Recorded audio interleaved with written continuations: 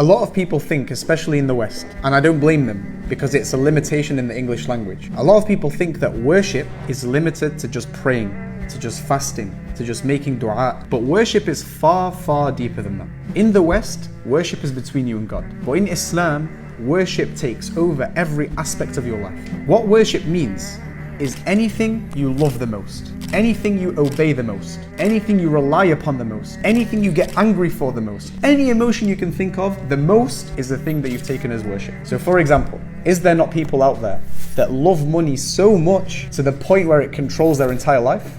Is there not people that every single day they wake up, all they think about is how they're going to make the next million, how they're going to become billionaires? Is that not the case? That person from an Islamic perspective has taken money as worship. It's their God. Money is their God. Is there not people out there that rely upon alcohol to have a good time, for example? We know people that they cannot have a good time unless they go to the pub and they have a few drinks. So for these people, alcohol is their God. Also, we move on to obedience. Allah says in the Quran, "Have you not seen the one who takes his own desires as his God?" Why does Allah say God? Because this person who takes their own self as God is the person who basically desires something and they go for it, they obey it. They desire to go drink alcohol, they'll go drink alcohol. They desire to go gamble, they go gamble. Anything they desire, they just act upon it. That is their God.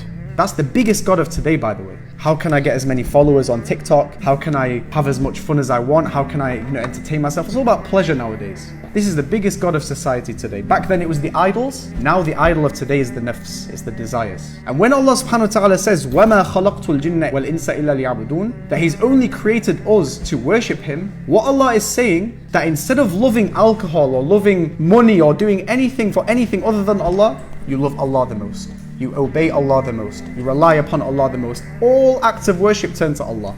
And what does that do? It frees you. It liberates you. What would you rather? Would you rather love Allah the most? Or would you rather love money the most? Wallah al-Azim, if you get an illness and you have billions, wallahi, you'd spend billions to fix that illness.